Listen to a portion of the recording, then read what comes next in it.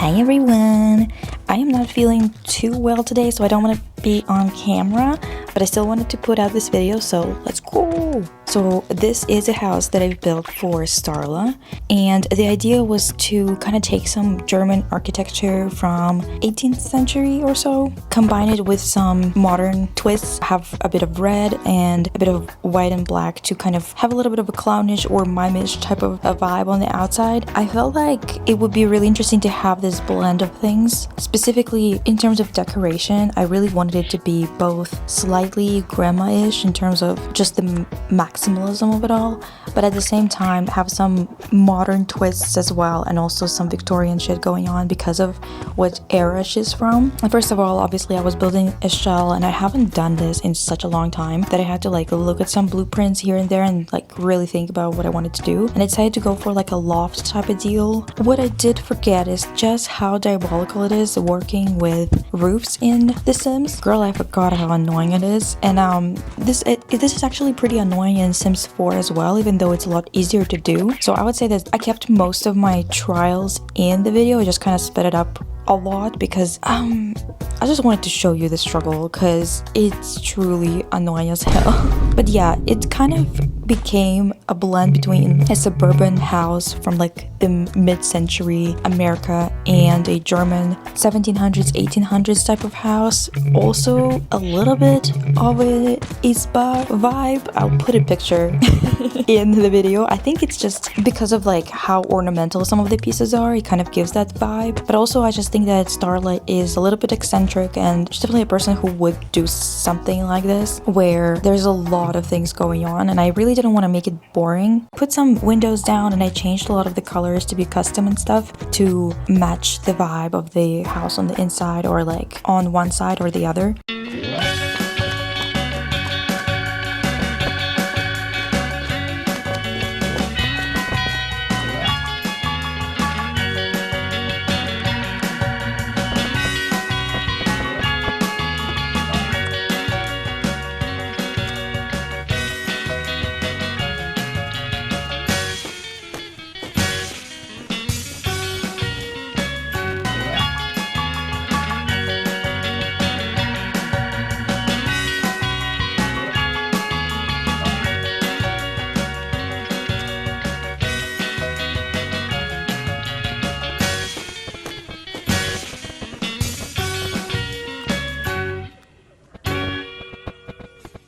And another feature for this house was a stage. I really wanted to make a small stage, and one of the things that really stressed me out is that I needed to save all the time, because I know that Sims does crash quite a bit, and it did crash.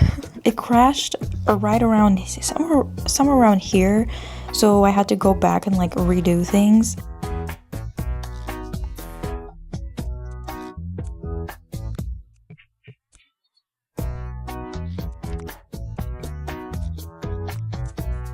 Also, I realized that I can't really have solarium type of deal at the back.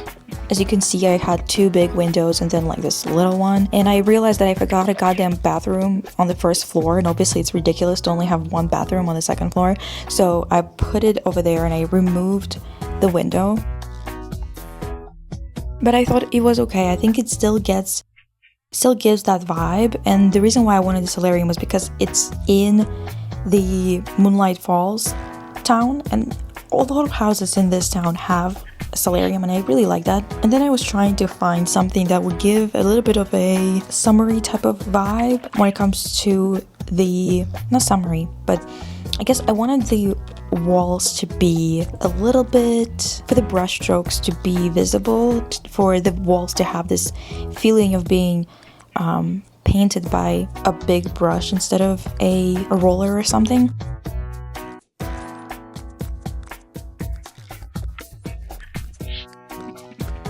And actually, here's another here it's going to fucking crush again.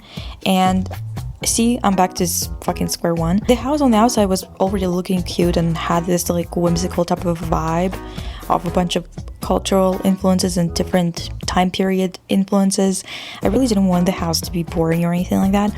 And I finally found a wallpaper that had this weird brushstroke look, but I was really struggling with decorating, making it look decent, because I feel like I really didn't want to make it boring. I really didn't want to go to with predictable choices, because I don't think that would fit the character.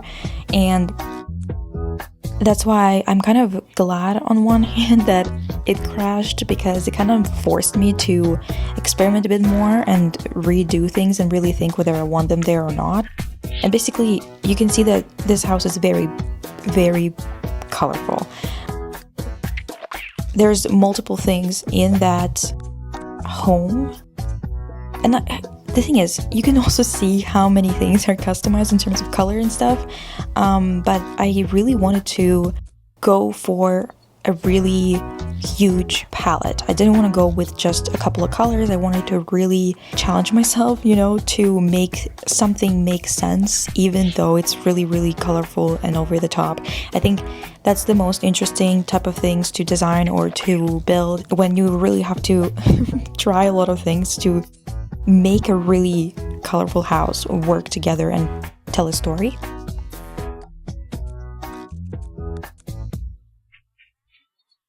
I put this weird, yes, it's a horse equipment or this like rope on a hook. Yes, you saw that correctly.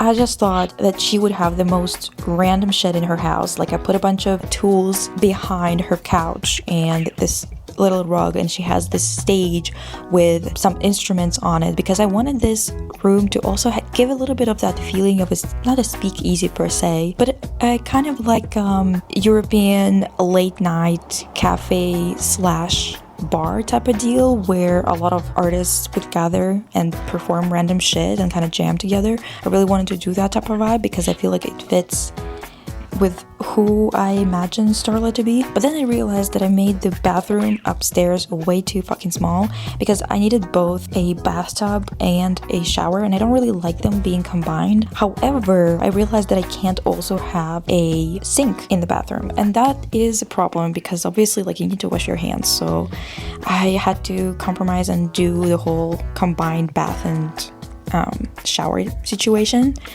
And you know, I think it turned out okay eventually, but I did try like 300 million times to do it, and I cut out some of the attempts because they were just taking so long. However, I realized that a lot of the curtains don't fit the frames, the actual windows. I tried a million different colors. All of them were annoying me a little bit, but I was like, okay, I can match it with the accents in the bedroom and make it work that way. I also added a little balcony that has this, what is it called? Stargazing thing. Telescope. Jesus. Anyway, so I added it there.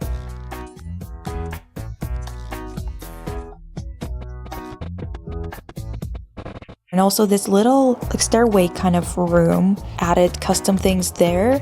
Like, I added the little unicorn on the table for no particular reason, just because I thought it was cute.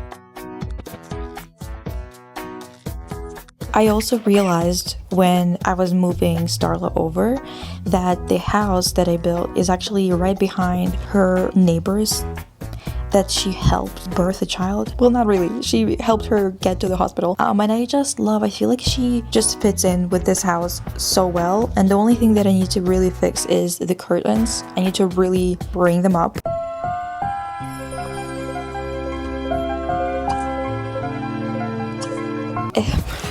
She just started the new instrument skill, so it sounds wonderful. Actually, I love it. I love what the house looks like. It's really, really eccentric in some ways, but I think that it still makes quite a bit of sense. I think that the color transition between the feature colors here and there still works, and it transitions quite well from one room to another. Even though the walls are so bright and everything is so bright, I still think that it's cute, and I think it kind of gives a little bit more whimsy to her, that you can see random little details in the background, like that unicorn on the second floor. Well, actually, I'm gonna point it out when we get there, but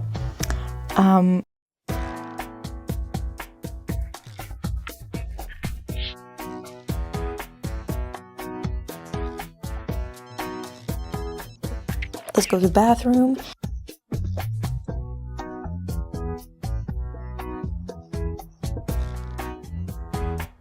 I really love rugs that look like that, so it's kind of like my favorite style of rugs. Yeah, so this little stage with a table so people can jam and eat at the same time. I also put like random hammers around because she just like likes to build and fix things herself. The first room on the second floor, the stairway, has literally has this little like a little bookshelf and also a shovel because, well, girly needs her girly things, you know, and obviously the unicorn that I told you about. And here is the loft area where she sleeps, and also it's obvious you can see downstairs from here.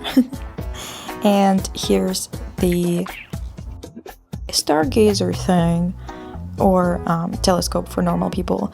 Also, there are weapons on the walls as well because it's just, I don't know, it just screamed Starla to me. I don't know what to tell you. And this bathroom, it's quite simple. It's like light blue and white.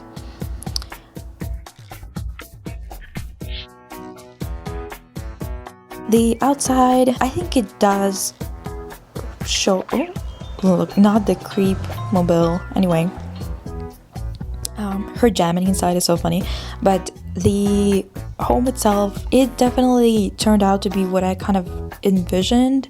Obviously, you know, everyone has their ideas as to what would fit Starla, but I think this is a pretty good house for this character in particular. I think it's really cute, and I really like that it's so colorful because I hate boring shit, and I really can't deal with the modern builds that are really bland. I'd rather live in complete mess than in sterile environments, if that makes sense. Anyway, this house is really cute. I would love it. Actually, I would love to live in it too. So yeah, thank you for watching, you guys, and just like enjoy Starla hanging around a little bit around the house because I think she just fits in so well with this whole house. This rug area is like one of my favorites, honestly, but she's just been making noises for no reason. Look at her and her big pigtail agenda. Especially in this outfit, she fits so well, like with this build. Yeah, so I hope you enjoyed this, and if you have any questions, let me know. But yeah, I'm really excited to play in it. The only problem that I realized a bit later on when I told her to go to bed is the fact that the bed was definitely too big. And also, I mean, I just shouldn't have made it a three tile kind of appendage here. And also I realized later on that this looks creepy a little bit. This chair, this lone chair staring right at the bed. It's a bit too late. See you guys in the next Let's Play with Starla, and also a Winx Let's Play is coming. Not just the Sims one, but also Winx 2006 PC game. Yeah. Bye.